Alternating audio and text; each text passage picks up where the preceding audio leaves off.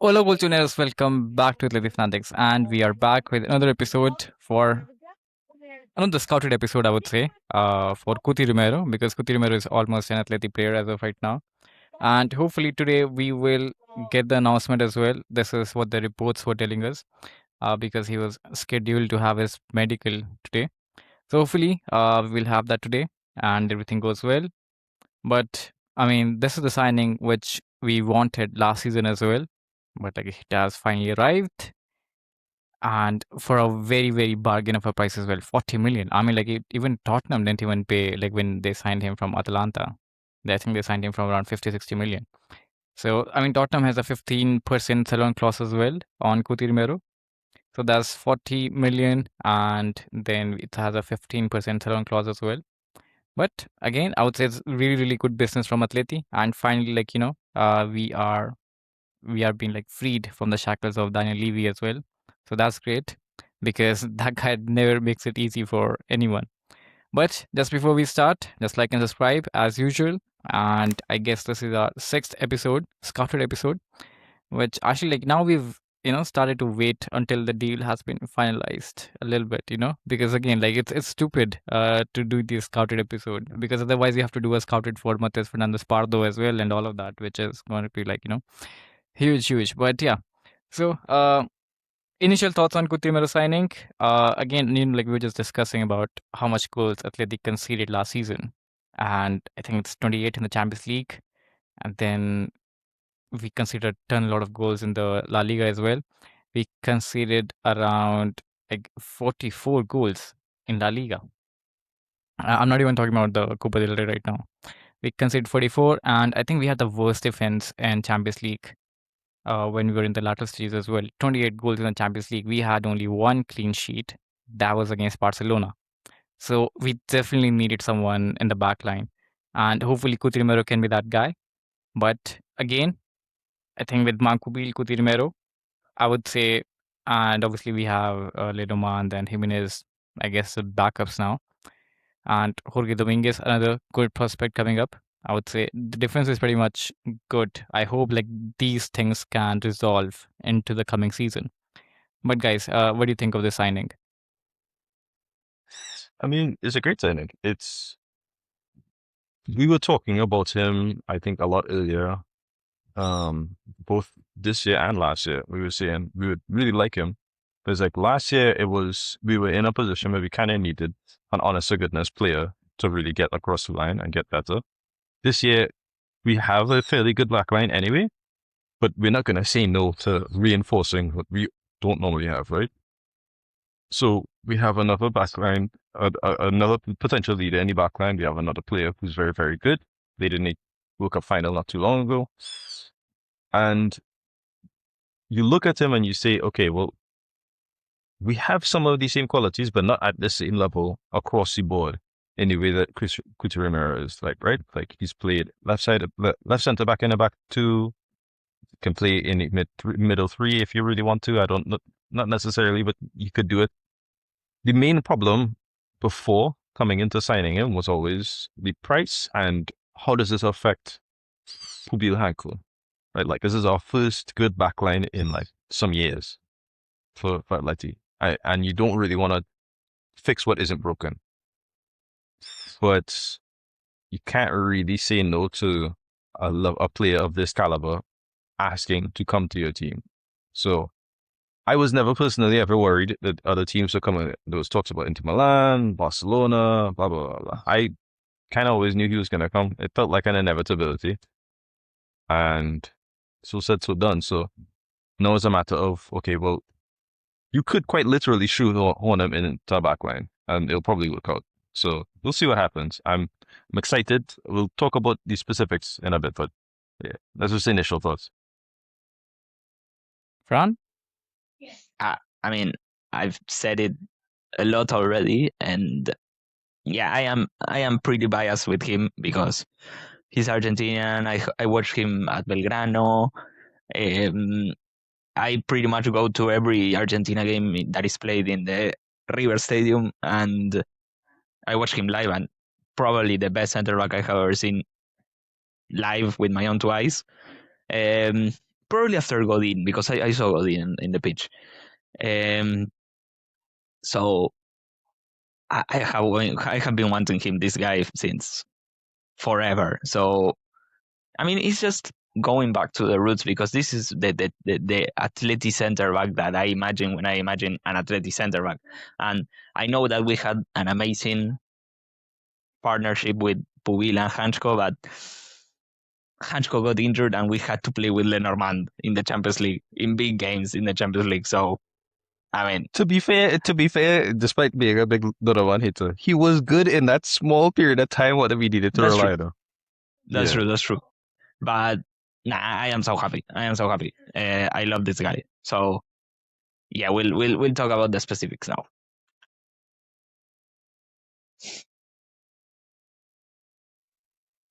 Right. Yeah, Alex, So, yeah, Alex, yeah. I mean, like, you know, the first time I saw Cuti Romero, I saw him like a little bit at like Genoa, just a little bit, because obviously I don't follow Genoa, so I didn't watch that much match. But like, whenever Genoa played against Napoli, or randomly if I see someone, and then I think at Atalanta, where he kind of got his like breakthrough, where like he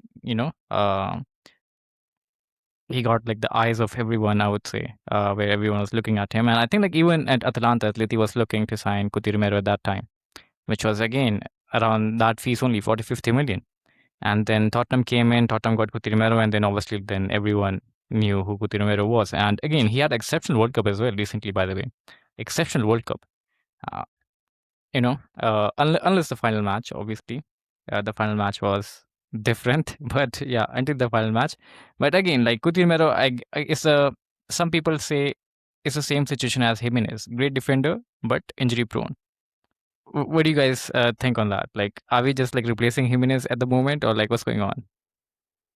I mean, even if that was true, I'd still say yes anyway, right? But no, it's more of a when you look at Tottenham as a whole, like as an entire squad, and you look at the amount of injuries that they've had in the past set of years, they got their retractable pitch around 2019.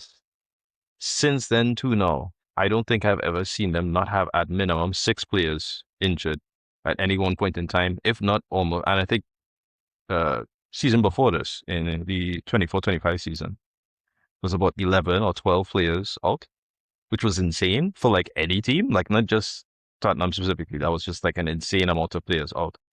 Some of the injuries are just like random. Like Bentancur got like a head injury randomly one day, right? Like, but some of them are like a genuine. Okay, this you can directly attribute this to your pitch, the way that this you train on these other things, and your medical staff. Because wait, so close. it's a problem of that retractable pitch, like the same problem that Real Madrid have? Yeah, kind of. But it's like not like part of it is like that because it's like Kulusevski's been out for 2 years. We still don't know why he's been out for 2 years. It's some kind of knee injury, patella, something. He's just gone, faded from existence, right? Militao has had maybe, for Real Madrid in particular, has had 2 ACLs, I think one on each leg, and then 2 other knee injuries on top of that. I think with his, I believe, scar tissue getting reactivated, right? So he's been in and out for the past 3-4 years. Courtois got an ACL. Alaba got an ACL. What do you call it? Who else got an ACL? Well, Carvajal was a contact injury, so that has nothing to do with the pitch. But it's like, if you look at the amount of injuries that these teams have, the amount of consistent build-up and these other things, and they also have some weird medical drama going on. I don't really want to talk about that. I want to talk about Atletico, but like, it's not that you won't find him getting injuries. You'll more than likely see with proper conditioning and proper time. It's a shame that we signed him so late because his season is like at the end right now. You'll have a lot less of these injuries issues and these other things.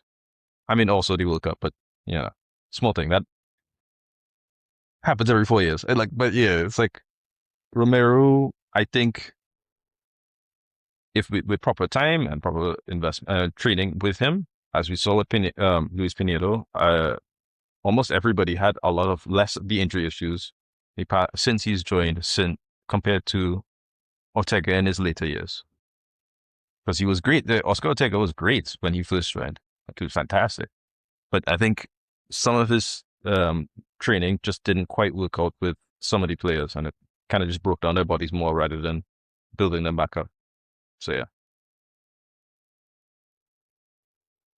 Fran? I mean, I already said it, but the guy always seems to be perfectly fit as well for the national team.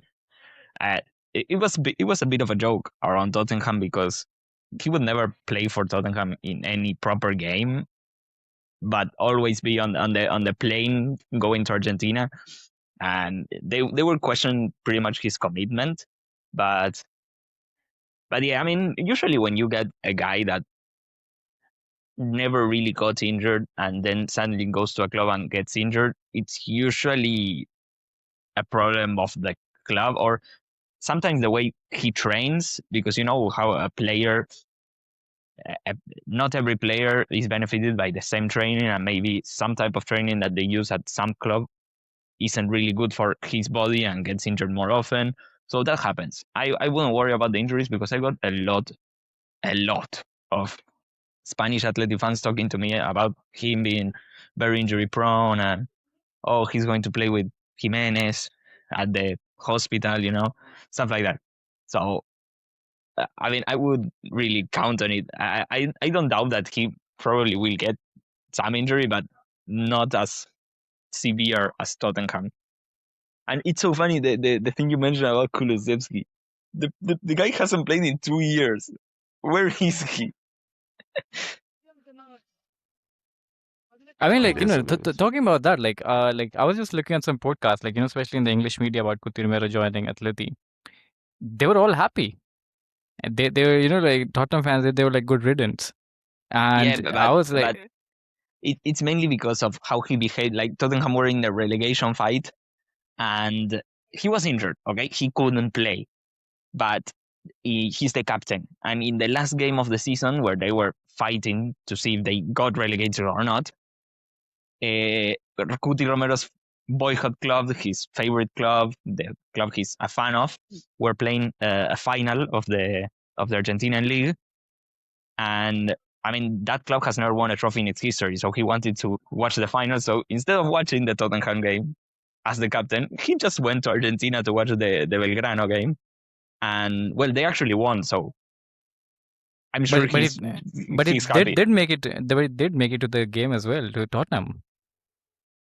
I don't know about that, but I mean, he got Yeah, to he see did. he got to see his boyhood club winning first trophy in their history. So, but there was a lot of criticism about that, and it was so funny. Yeah, that's I what I'm saying. remember. Like Tottenham fans, Well, they were like saying like like it's good riddance. Like it's like yeah, we're happy that he left and blah blah blah. And I'm like, okay, wow, a lot of hate coming from his own fan base.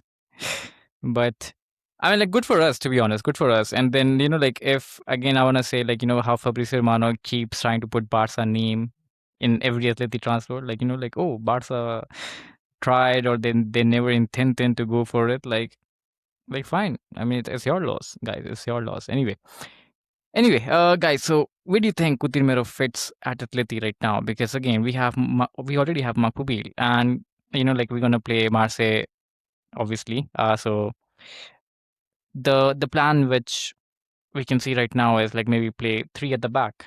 So and that's where I do see Cuti Romero, like being as the leader at the back, being at the center and Pupil on the right and Hansko on the left. This is like I would say the perfect defense for Atleti going into the season.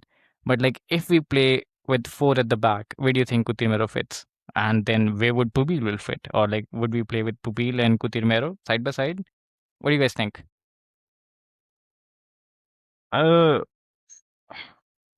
I don't think we'll stay with 40 back all the time. And if we do play at the 40 back, there's no guarantee that we'll do a fixed center back pairing. I think you look back at the 24-25 season, where I think that first half of the season, everybody got minutes, everybody got rotation, everybody had something to give to the team.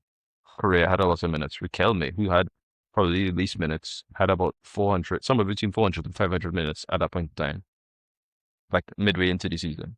So you look at, I think this is kind of not a dilemma specific to Romero, but more so to the rest of the team. A lot of our signings this summer have come into place with other players who are typically starters, like Hillman with Johnny, Kangin. Well, technically, there isn't anybody to replace Kangin, but he could also play attacking midfielder. He could also play on the right wing. He can play alongside either Lukman or Julian or whoever it is, right? So it feels like less of a, this is going to be the starting 11 for Atleti, and more of a, what does the backline look like when he is on the pitch? I'm not 100% sure, because we've done this preseason. Oh, my camera died. We've done this preseason with Dominguez at the right-hand side, a lot of times playing as a right back in possession, and then as a centre back out of possession. So similar to what Llorente kind of used to be doing last season, what Bonyar was doing last season, what Molina was doing, not as efficiently, but was also doing it last season as well. So I'm not sure what specifically, but it is what it is. I mean, can't fix this. Honestly, I mean, it's a great expression though, Keeks. Great expression. I like it. But come on. But anyway, yeah, Fran, you were saying. No, I think that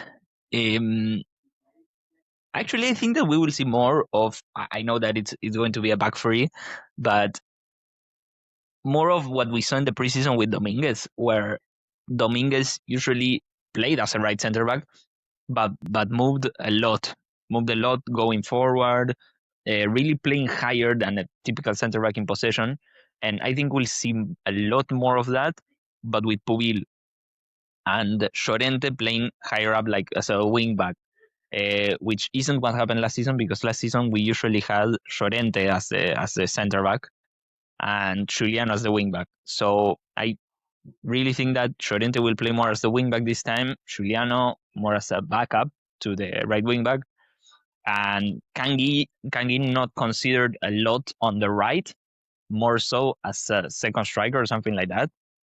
So I see Pubil playing as in this Dominguez role, where he pushes forward a lot, because Llorente was that right back, right center back last season, but he wasn't pushing forward a whole lot. He didn't have the same positional freedom that Dominguez is having.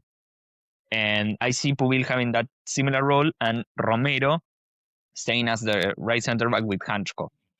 I see more of that than any other thing, because Pubil, whenever he played at right back, he used to have a lot of freedom to push forward and reach those deep spots for crosses and controlling the game. So I see something similar to that. So basically, like, you're talking about like a 3-4-2-1 with like I three at the guess. back, and then two wing backs, two midfielders, two We've up front. experimented with a few different things Wait, this summer, so I don't know. I am currently not seeing your image settings. Did you get what I said or not? Yeah, no, I heard what you said. Okay. The camera's off for the rest of the video. It is what it is. But anyway. Interesting. But yeah, anyway, guys, yeah, Keeks, you want to say something? Yeah, look, we've done two main formations so far in the preseason games, right? We've done the 4-4-2, that it is a 3-5-2 auto possession, and the 4-5-1, that is usually 4-3 in possession. So I do still think Simeone is experimenting a bit. I think with his comments on Kang and Lee as well earlier, where he's not sure what specific role he's playing with Kang in, but he wants to try and get the best out of him anyway. I see that same. Look, this is a good problem to have, which is we have quality centre backs for the first time in a long time, and we don't know how to fix the formation around them specifically, which is fine. I'm happy with that. So yeah, Oh, my steak is too juicy. Yeah, my steak is too juicy. My lobster too buttery. So, in that sense, if we were in a back three, I do wonder who would play the center back between Pubil or Romero, because I think Romero likes to be aggressive and likes to be a lot more forward placed than these other things, and Pubil can be a good sweeper, but I think his anticipation is not as good as Romero, for instance. Romero played as a center back at Atalanta and was the aggressive one. So he's done both center back and right center back in the back three, because when he was at Tottenham at first, I think Conte was there and he was playing as the right center back, and with Gasperini he was the center back. So I mean he can do both things.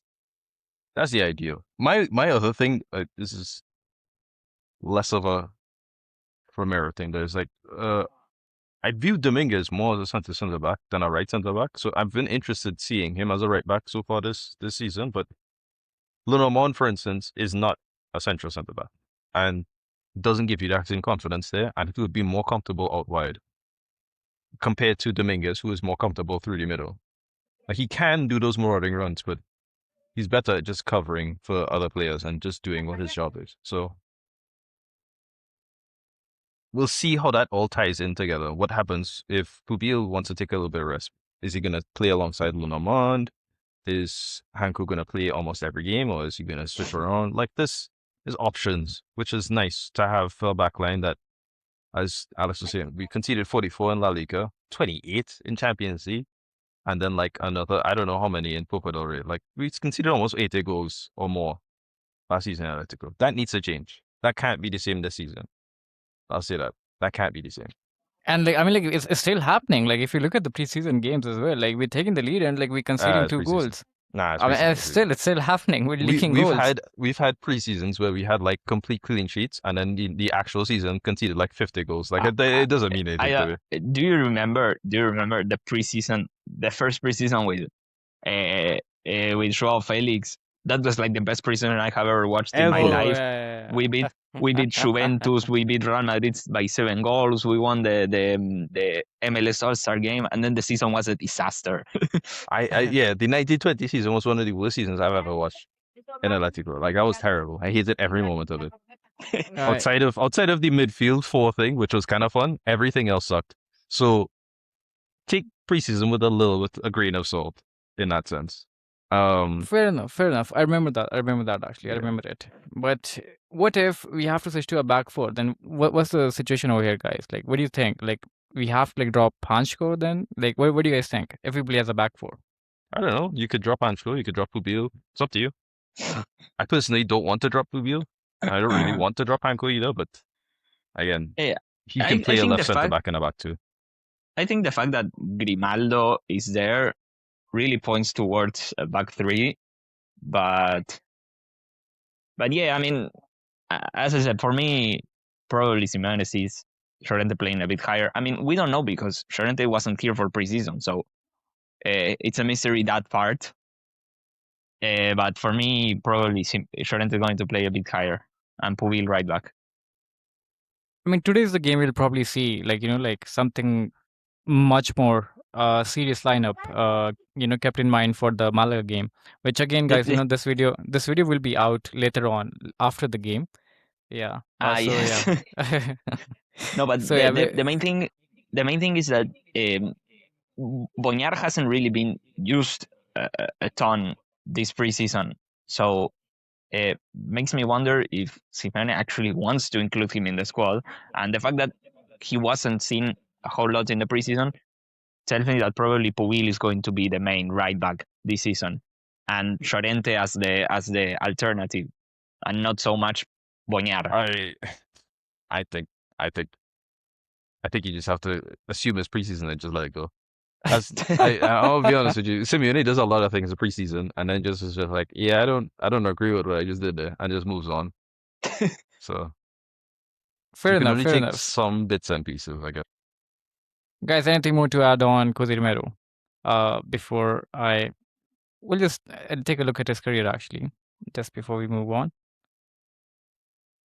So again, yeah. So like Fran was mentioning, so he started at Belgrano, which again they won a trophy, and then he was at Genoa, and then I don't really remember him. No. He from yes. I thought that Juventus bought him from Belgrano. I thought that Juventus bought him from Belgrano, and then Juventus loaned him to Genoa. I have So no idea. I've never Yeah, seen him Genoa at and Ireland. Juventus. I've never seen him at Juventus. No. I did see No, I well, did see him at Juventus bought three. That was the season where Juventus bought three young centre backs in Romero. What's the other one in Tottenham? The Romanian guy, Dragusin Dragusin. Dragosin, and some. and The other one in Huijsen, Atalanta. The Turkish young boy, Demiral. Demiral. Demiral. Yeah. Yeah. So they Okay. bought three young centre backs, and they were like, "Okay, we're gonna develop them, and we're gonna make them get better, and this is gonna be our backline for the And they future." And blah sold blah blah them. blah. And they sold all three in the same summer, and I was just like, "What?" No, But yeah, Demiral played a bit for them. Yeah, But yeah, Demiral yeah, played in Juventus. who I arguably is the worst of the three in terms of yeah. compatibility. But you had Romero, Dragosin, and Demiral as your future after these other things, and they got rid of them. So Fair speaks to enough. But again, yeah, Juventus. there you go. So he was at Genoa, and then Genoa, like again, he moved to Atalanta, where I said, like, where he caught the eye of everyone, and then he moved to Tottenham, and then again, obviously became this. And for me, like this season, we have like kind of like our own Rudiger kind of a center back, like like who's loves to bully players, and I love to see him in action, like Cuti Romero, because again, Real Madrid has that kind of like a in Rudiger, that bastard kind of a guy, and we used to have De Paul in our team. Now we don't really have. Now finally we have someone like who's a bully, which is like Fran was mentioning, like we can have Cuti Romero who will be a bully at our defense, and like if we can get Osimhen, he can be a bully up front. That would have been perfect scenario for Atleti for sure. But again, I'm happy like like we finally have athletic coded player in our Um, defense line. the thing is, I remember that we had like who were the center backs before Lenormand joined? We had Savage, Witzel, we have Hermoso, yeah. Savage was Bastard not for that yeah, last yeah. season. Gabriel Paulista, so you had all these players who are not aggressive, not the thing you think when you think of an Atletico center back, and then the solution of the board was let's get Lenormand and Lenglet. Those are like the two weakest center backs I can think of. I don't see them, and I think, oh yes, this will inspire fear into the opponent's attackers, and that's what I wanted. I wanted Atletico to be that again, and it made no sense to bring Lenormand and Longley. And now with Cuti, we're going into the right track, For sure, for sure. I mean, like Jimenez used to be like injured a lot, and then I would say Jimenez was perfect, obviously. But again, that's that like injury issue, and I say hopefully like we don't see that injury issue with Cuti Romero. Like if I don't know if I can get it over here, we can see the games missed with Atalanta and Tottenham. We can compare a little bit. So, for example, over here. Oh, never mind. They just took me to the team. Guys, where can I check it? What do you want to check? Like how many games he missed at Atalanta and Tottenham? I can tell you, it's usually on transfer market. Okay. Oh, never mind. Yeah, there you go, Fran. Give us the stats. Meanwhile, Keeks, you wanna add something on Cuti Romero? No, not really. No, he speaks for himself, to be honest. I mean, you guys can see the graph over here. Okay, here you go. So, oh no, it's taking me to here. So he missed. Holy shit! For 20, another 20, like 60 games he missed for Tottenham. He missed like 60 games, more or less 60 games with injury for Tottenham, and for Atalanta only one, and it was COVID. Wow. Look at the difference, guys. So 60 to 1. So look at the difference. I mean, like it might be the pitch. Oh, Yeah. he missed 3 games for Genoa with a knee injury, but only 3 games, and with Tottenham like over 60 games. So yeah, so again, guys, I think like you can clearly see, so there was something wrong at Tottenham for sure for Cuti Romero, and I guess like Keeks was saying, it might be the pitch issue. It can be because again they have that the pitch which can change according to the field you want to play, but hopefully at Atleti like it'll be much better, and I would say even if we can get like 20 to 30 games out of Cuti Romero, especially in that important period, like the latter stage of the season, from, let's say, from February. If Cuti Romero is fit and with us until, from February to whatever, April, May, I think we can have a very, very good chance at some trophies if we are still in those competitions. So again, Cuti Romero can be very, very useful. And again, I'm very, very excited to see Cuti Romero to play for Atleti. And guys, any guesses what jersey number he's gonna wear at Atleti? 3.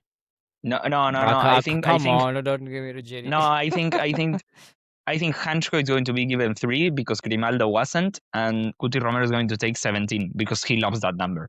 He always gets that number. Okay. Oh, okay. I mean, that's a good theory or whatever. Interesting. That's a good theory. Hansko has 17. 3 is empty. I thought Grimaldo was gonna take 3, but okay, he took 22. Lookman took the 11. But interesting. Guys, anything else to add on Cuti Romero? And then we can actually end the episode for Cuti Romero.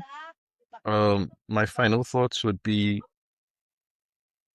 if your concern about his defensive level comes from Tottenham and the 2 last 17th finishes, I would say Romero is a player who you need to have him in a team that is somewhat serious and is like actually trying for something. You saw in the Europa League run where he was immaculate in every game. He was perfect, barely any yellow cards, barely any problems. Yeah. So if you're trying and you're a serious team and there's a project behind him, you'll find a very reliable centre back.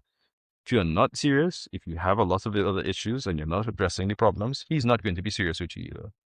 He's one of those players who's usually not necessarily the solution, but a win more player. And this is the exact time to sign somebody like this.